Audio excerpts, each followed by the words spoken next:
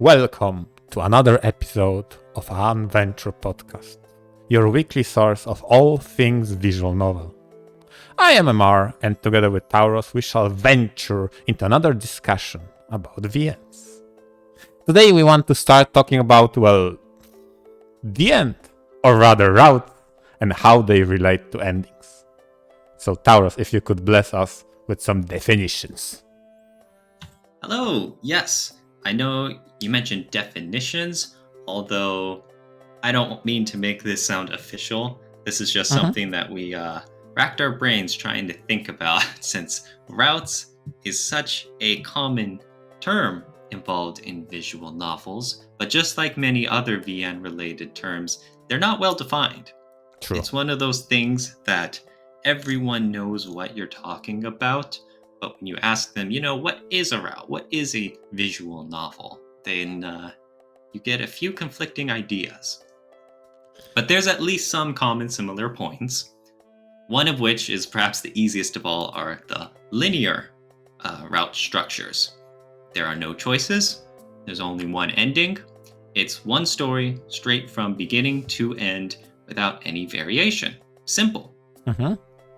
Some people call these kinetic novels.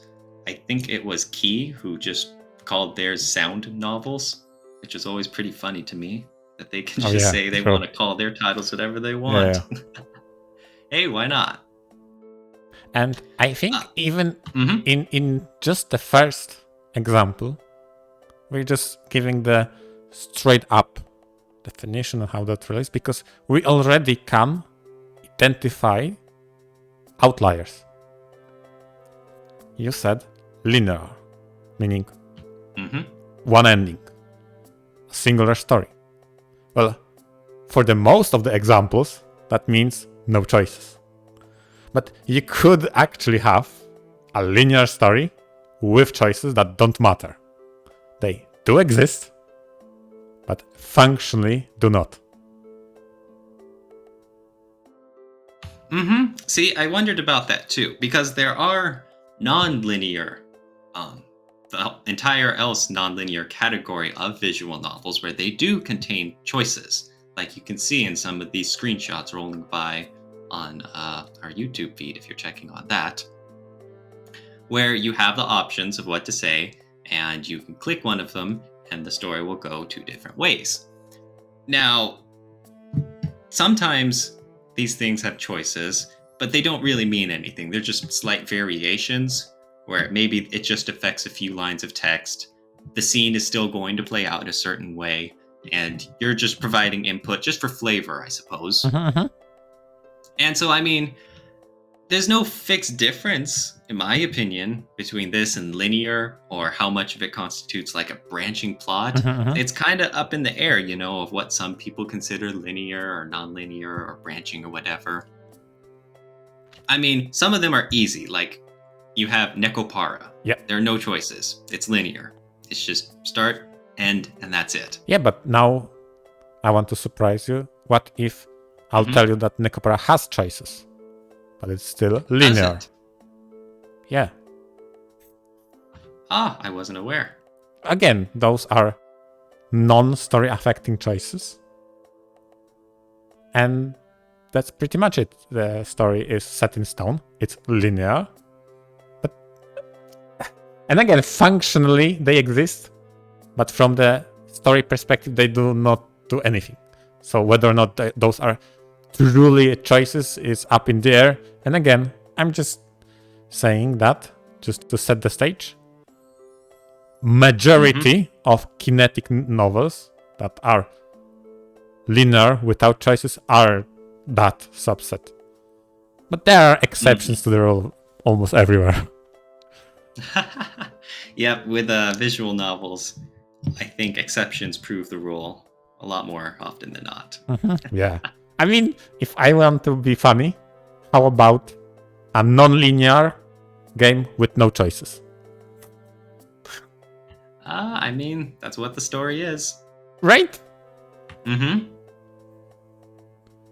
Personally, I've read a few, and I think I just prefer having choices involved in my titles. Just because I like that little bit of interactiveness. Yeah. And plus, there's a lot of replay value. You can make saves, and you make a wrong choice, you come back and you see more content, Fair enough. I don't know. It's so weird to give a definitive response to that. I think probably the biggest recent example that comes to mind is Dead End Ages I've played, which was a prologue that told the story before the story happens, and the story proper. The prologue was completely linear, and I loved it. Whereas the game proper had branching paths choices, and I did not. Now, was it the fault of the game itself rather than the structure? Probably. But it still makes it not so easy for me to answer whether or not I prefer one or the other. Probably, that's true. In most examples, I still lean towards what you said. Some sort of control, feedback loop, some engagement of I'm steering how that develops is nice. So, but I definitely see value in very well-paced story when you do not need to account for forks in the choice. Of course, yes, that's a very good point, actually. If you don't have any choices, then the writer has far more control over the pacing of a story. And in this way, they can completely write the reader's experience the whole way through. Mm-hmm. I know that's always a question for some stories that have bad endings, where people ask, do you do the bad endings first before you get like the true or good endings? And I'm getting ahead of myself a little bit though, but that definitely affects, someone's last taste in a VN before they put it down for good, So if you're a writer and you're allowing those options, the more flexibility you give, the more danger involved. True. But anyways, yeah, without getting ahead of ourselves. So there's linear visual novels with absolutely no engagement from the reader. Then there's non-linear, where you might have some slight variations, where yes, there are the choices, but they don't really affect much. And how much this affects is kind of just up to your own opinion, how much is acceptable or not. When we get into choices, a lot of people's first thought is about VNs with branching plots, where you make choices all throughout a common route, which is, the common space shared by the story through all the options. And then at one branching point, depending on the choices you've made, you'll go off into different character-specific journeys.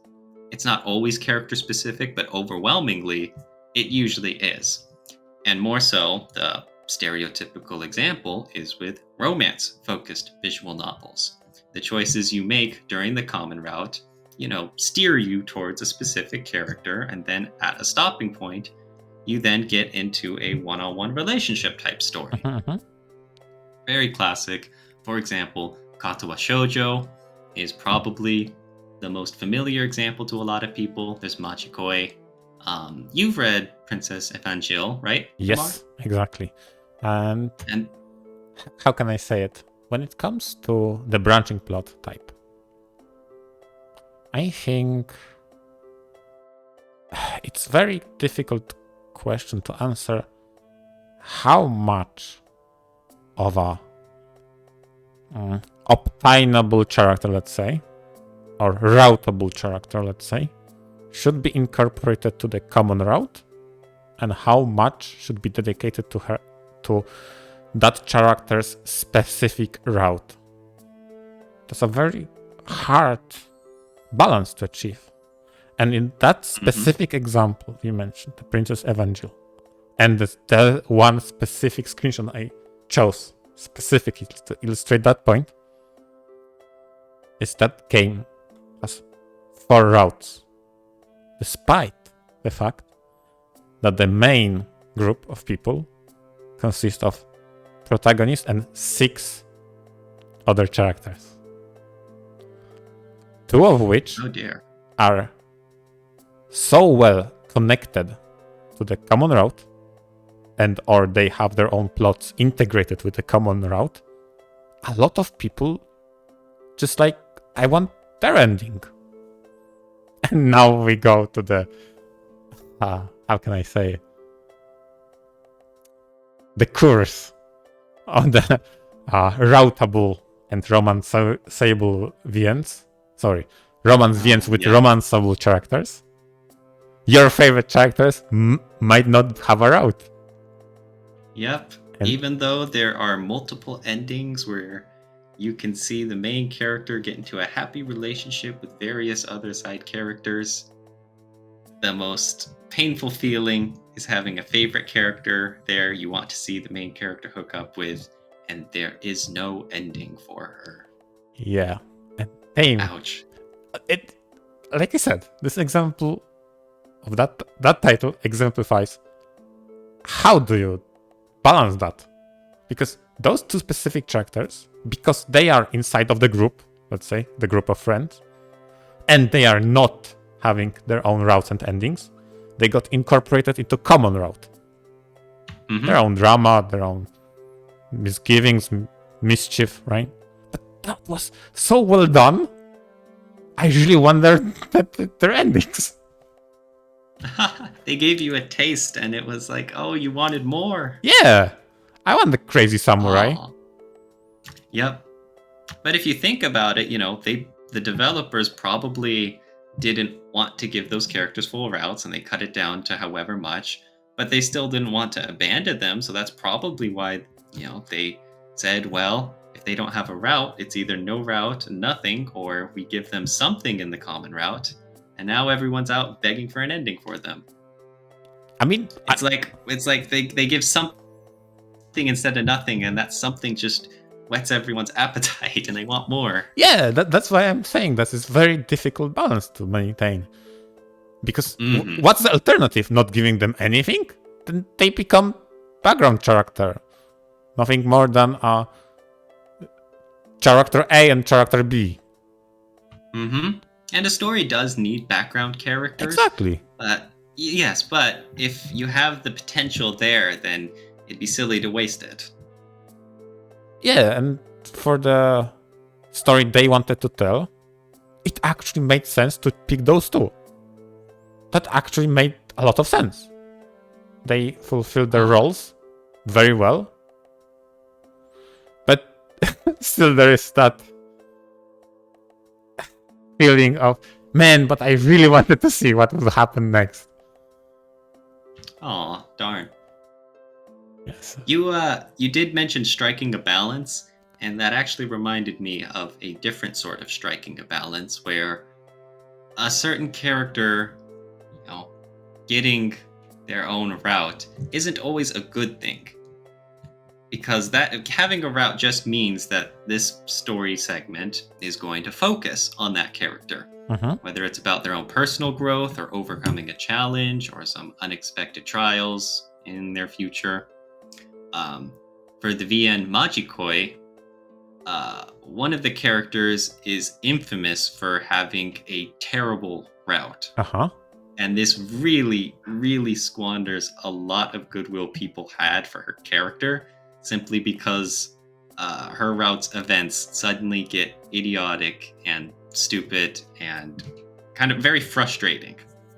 And it's not entirely the character's fault, it's just the way the story was written. I see. Like, for example, and anyone, I don't think I mentioned, but anyone who knows Majikoi knows this is Chris's route. And I liked Chris in the common route. I didn't have anything against her. Although I'd heard all the horror stories and people telling me, oh no, don't let her route be first because it's going to leave a bad taste in your mouth. I see, yeah. And that's such a shame. So, yes, having a visual novel with a branching plot introduces a lot of problems. But there's also a lot of highlights to be had too. True.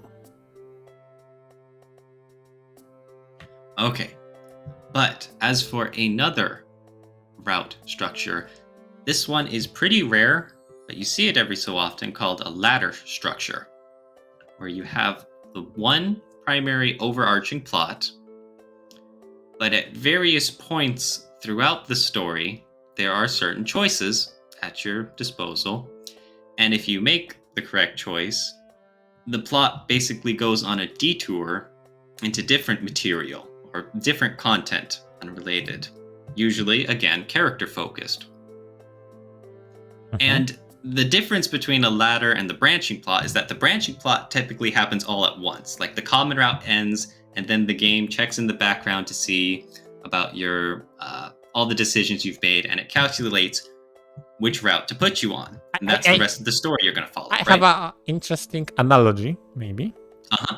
When it comes to branching plot, especially in analog with romance VNs, there comes a point in time to make a decision. Maybe it's New Year's Eve. Maybe the summer ends. Maybe the school year ends and you graduate. There is a point in time that signals end. And then at that point, you check what's the next step. Whose ending did you get, right? That is the branching plot. So one point in time, and that diverges in that point. When it ladder, it's literally, imagine a ladder. The story is you climbing on the ladder. And at some point, there arrives a point and asks you, hey, do you want to get off now? And if you say yes, then you get out of the story and you completely go to someone else at that point. If you say no, then you continue climbing to another point in time when another character asks you, hey, do you want to get off now? And you have another opportunity to say yes, no. So you either get off or ladder or continue climbing up until, and depending on the game, you reach a default ending or maybe even bad ending. A lot of ladders are structured that way. I haven't personally read anything with a ladder ending, but Grisaya has a ladder structure, right? Yes, exactly. And you've read Probably the most famous out of all the ladders is Grisaya. And I think it addresses the point about branching plots. In other words, where branching plots sometimes struggle with balance of characters and how much of their own personal story do you want to introduce in the common route and how much of them do you want to leave out for routes. Ladder naturally just goes way harder on introducing everybody, and then at specific points you can jump off and then continue someone's story. Or maybe that's just the titles I have experience with ladder, but I feel like they have that balance in check better on average. Although on average I read way less ladders than branching plots. But yeah. I mean, I think it's a difference in philosophy. Because branching plots are more if you just want a whole bunch of equal, unique encounters, in all of the branches. Whereas ladder sounds like it's more plot focused. Like we have the one direct plot, and if you ever get distracted with something else interesting along the way, you can go ahead and run off after that. Shiny piece of candy on the ground, and then you can come back and follow I want to build up on the example of Grisaya. Because by saying Grisaya, I had in mind Fruit in Grisaya, meaning the first game. But it's part of trilogy. And now what that means is the first game is ladder, the second is linear, and the third is branching. Oh my goodness. So, although that raises a good point, whenever you have sequels to visual novels with multiple endings, then I'm assuming that the second one takes place after the first one's story with the main ladder plot? No. No. Oh my goodness. It takes Halo Ataraxia's approach. So it has a weird sort of combination of every event. Yes.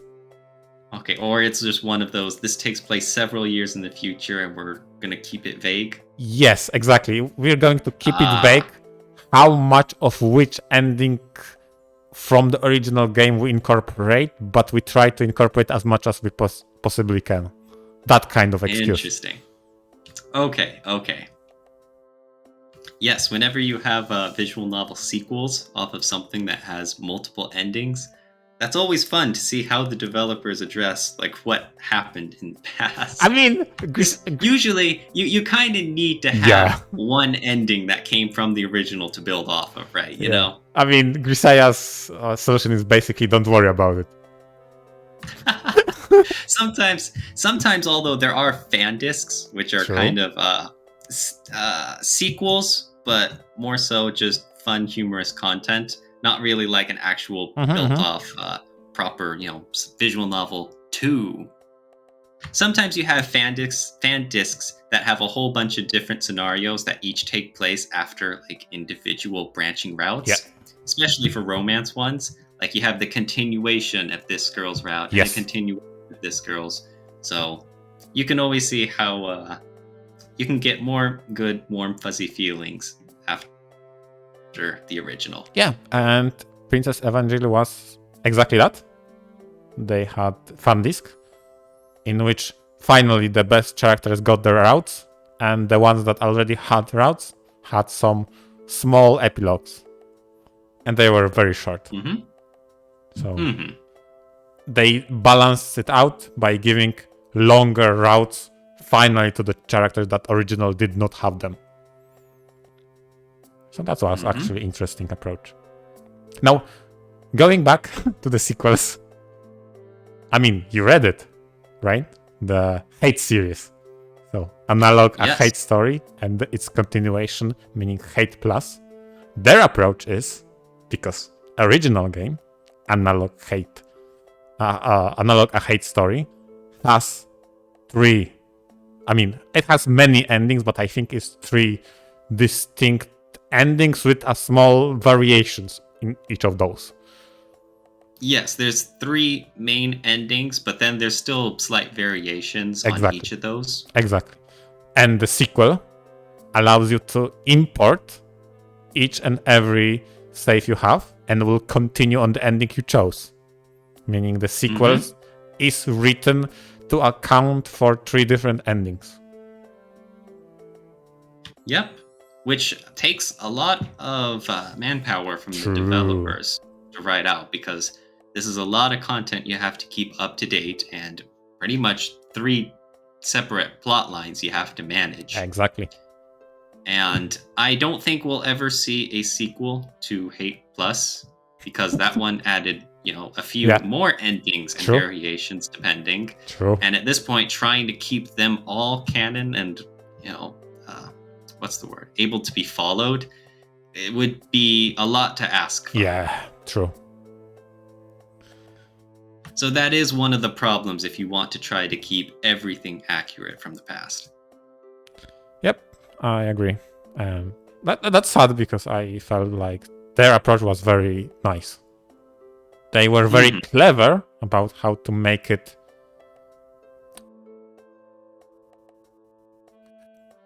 doable without taking a lot of manpower. So they were very clever about how to develop Hate Plus. Still, they did account for 3 endings, and that meant they had a lot of variation on text. Yes, a lot. Yep. So in my opinion, those are the basic structure of VNs. You either have linears with no choices, and then you have the whole section of non-linear VNs, where you have choices with slight variations, or a branching plot, or a ladder structure. On top of that, there's a few other elements you can add to visual novels, especially with choices. One of which is to have bad endings. which are usually punishments for if you made the wrong choice or you really screwed up. Mm-hmm. I know the most common one is just you die. Oh, yeah. Like if you're running away from an axe murderer and it's like either turn left or turn right, and you turn left and it's a dead end and the axe murderer catches you and you die. Stuff like that. And then if you go turn right, then the story continues. I always like bad endings because there's a lot a visual novel can accomplish because it's a digital product. I don't know if you remember those old physical choose your own adventure books. Oh, yeah. Oh, yeah, absolutely. Where you'd be reading and it'd give you the choice and you like turn to page 49 if you want to, turn left, and then go to page 58 if you want to turn right. And then you'd have to use your fingers to keep track of the previous pages so that if you got a bad ending, you could flip back and make the other choice. True. Those are always fun. It was a unique way to read a story. It was nothing like you'd ever see in a library. It was prototype of save slots, like holding fingers. So now we're here with visual novels, and like I just said, since they're digital, they're not bound by physical constraints like the size of the book or the text involved. They could even keep track of a lot of things in the background instead of the choose your own adventure books, where basically the farthest it got was just go back to the previous choice you made and make the other decision. And so it's always fun to see the unique ways the game can screw you over like that. Fair enough. Sometimes it gets frustrating. I think one really good example is the Kara no Shoujo series, which is notorious for having some brutal bad endings. Okay, so you mean in that way. Okay, so frustrating in a dissatisfactory and depressing manner. Okay, because when I heard frustrating and I heard bad endings, I had flashbacks to Muramasa. Oh dear. Yep. Boy, that game was annoying. Yep. Muramasa has some gameplay involved in its story, right? At really weird times, right? I'll be honest. When it comes to that gameplay segment and whether or not they produced bad endings, that was not the point. That wasn't the frustrating part. Actually, the chases that were annoying were the bad endings that... How can I say it? Were very hard to understand the natural flow of choice and consequence. Because two really, really annoying bad endings that I really just struggled through was... Again, I understand the idea. For the longest time, they introduced you to the world of Muramasa, to the concept of fighting in the air with mechs. And now they want to test your knowledge. Are you clever enough to find a way out of the situation? But the way they did it, they ask you to queue 5 choices, and after you queue all the 5 choices, let them play out. And that was so freaking annoying to figure out that there's one slight element you did not encounter for, because you just have to guess from which side the sun is shining to blind your opponent. I was so freaking annoyed by that, because you have to... And it's one of those things in the story that's not immediately obvious. Exactly. So you have to keep running yourself into a wall, trying new options till suddenly, hey, the sun's behind me now. And it's like, wow, I wish I could take that into account 20 minutes ago. Right? Yes. And now that you think about the number of choices, like queuing 4 or 5, that means you have a lot of variation to choose. And that was the only moment in Muramasa I just said, screw it, I'm going for a guide, because I just can't deal with this. I cracked Muramasa by just thinking about the choices and observing how they relate without any guide, except for that one part because I just couldn't deal with that.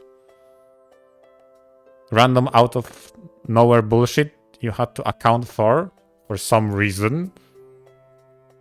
And they did not mention sun whatsoever before the choice. So during the choices, it will become apparent that, oh, you actually choose east instead of west. Great, because that's where the sun is shining. Like, what? Yeah. It's, you reminded me of a VN I read called Soul Link, where it's sci-fi, and there's a space station up in outer space that gets taken over by terrorists, and you're caught as hostages, and you have to fight your way out. Basically, to avoid a bad ending, you need to find a portable radio so that, you can communicate with the other members on the ship. However, when you get to the point in the story where you die if you don't have the radio, there's no indication that you're supposed to have this. You just die, and you're sitting there wondering, what the heck? Why did I die? Was this how the story is supposed to play out? And it's like, no, this is a bad ending. Well, how do I avoid it? I have no idea. So like I said, it's clear once you have the radio, that ties into the events, and you can see how it's, oh, this is a great plan and stuff. But there are only 2 times in the story thus far you have the chance to find the radio. And one is like within 10 minutes of starting the game. And the other is like in a very unreasonable situation while you're getting chased by a gunman. I see. And again, both times there are no indications that there is a radio that you can nab that will be extremely important later on.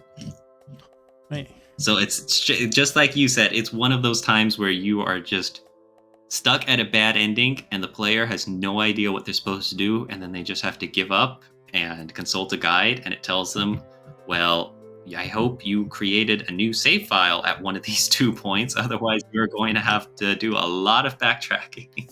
Yeah. It's frustrating. As much as I like having visual novels with choices, sometimes you get choices that should not exist, and they are seriously ruining your enjoyment of it. And I think what you said is crucial. I think our bad examples are because the choices were bad, not necessarily because the idea of a bad ending behind them were bad. Even though, I'll be the first to admit, I don't like bad endings. I don't think they are necessary for the story. I am sucker for happy endings all the time. Aww. That being said, Monmusu Quest has one of the best bad ending I have ever read in my entire life, and nothing came close. It's not Touch Fluffy Tail, is it? No, it's not. No, it's not. That one is more a jokey one. Although the most famous. Yes, it's a very famous one. But I guess being serious, what is it then? No way I'm going to spoil that. Ah, darn. Okay. I guess it's another advertisement out there for everyone. If you would enjoy it, go ahead and read Monster Girl Quest. There's a reason when on our banner I chose what I chose for the items on the desk. Nice. Okay, but as for other elements, so there's bad endings, and I like them. MR, not so much. And there are definitely times they can be used to make the VN worse. Yeah. But there is also the existence of true endings. These are endings or a route that's not present on an initial playthrough, and unlocking it usually requires accomplishing other endings or maneuvering other content in the visual novel. And usually these get portrayed as the grandest, best ending for all of the cast and everyone involved, and it resolves all of the plot points. So in a way, this could be considered the, best, true, or sometimes golden ending. Yeah, the conclusion, the finale. I remember I remember one time it shocked me was for Hatoful Boyfriend, the one I just talked about a couple weeks ago, where you're the high school girl dating pigeons. And again, the whole thing is kind of treated as a joke with tongue-in-cheek humor, but the individual character routes all get, surprisingly serious and emotional. Hatoful Boyfriend has a true ending. Yep. Where, the bad boys love ending. And things get very serious, and it's a huge genre switch. Yep, it is amazing. Yes, and as with a lot of true endings, you can't really talk about it without getting into spoilers. But definitely, the Hatoful Boyfriend's true ending is a huge reason of why I like Hatoful Boyfriend so much. I agree with you on that.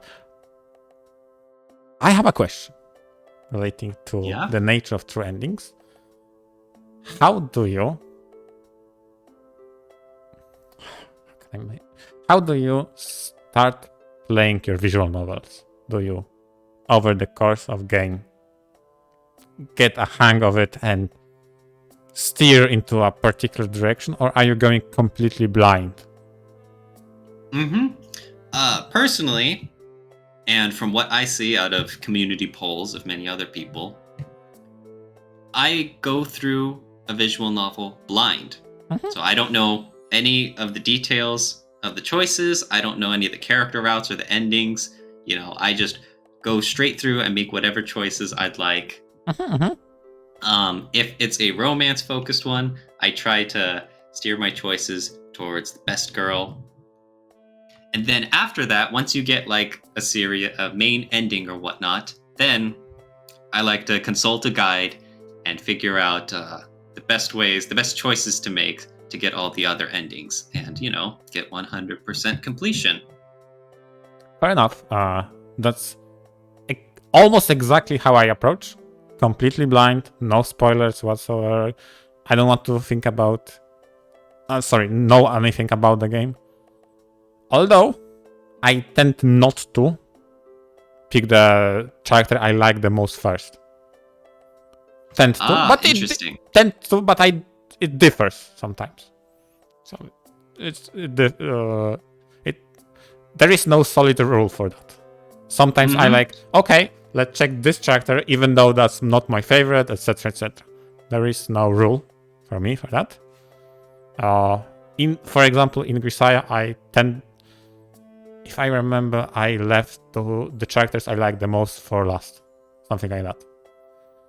Yeah. So some people do that. They like saving the best for last. Yeah, I already knew I'm going to clear the game 100%. So I wanted to left the ones I like. Oh, or maybe was it I picked one character first and the other on the last one. Something like that. Something weird. Okay? There is no rule for me.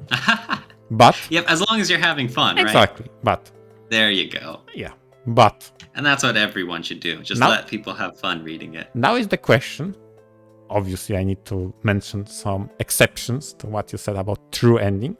How do you feel about true endings that are not locked behind any requirement? I'll give you a recent example. I played Dead End Ages blind. First ending I got is true ending. The most truest of endings. Nice. Wow, how hard was that? I don't know. In my opinion, I made reasonable choices, so it wasn't hard at all. I made it was reasonable choices given all the options, and that's the true ending. Okay.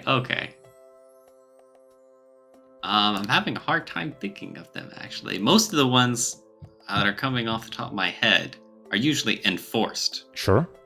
Where, the true ending isn't immediately available. You have to go through other people's routes and endings before you even get the opportunity, before the VN even lets you, accomplish it. So, actually, I'm kind of blanking out. I don't really have an answer. Yeah, speaking of enforced, another twist on the formula is Sengoku runs, because that's probably the only example I have but has Mm-hmm. enforced true ending. Meaning you can never get any other ending than true on your first playthrough. Ah, and then after that, then you can start, I guess, having fun and messing around with the story? Exactly. Ooh, that's interesting. That's their approach. First, you need to understand canonically what happened, how this entry in series suits the entire line of interconnected stories between games. And after that, after you know the true ending, now you can what ifs. Mm-hmm. Like a whole bunch of what ifs. Exactly. What if Rance is a different, has a totally different personality. Sure, exactly. There are many, many options available in visual novels, huh? Yeah, That's why I love them. sure. Truer words All right. were never spoken. Yep, and unfortunately, this will probably be all the time we have for today's episode. Yep. So thank you, everyone, for listening to this topic. I hope you enjoyed it. Please leave a comment and subscribe and let us know your thoughts, especially if you have any ideas for future topics for us. Yeah. And tell us, what's your approach to route order? Mm-hmm. Let us know. All right, everyone. Thank you very much for listening, and we will see you next week. Bye-bye.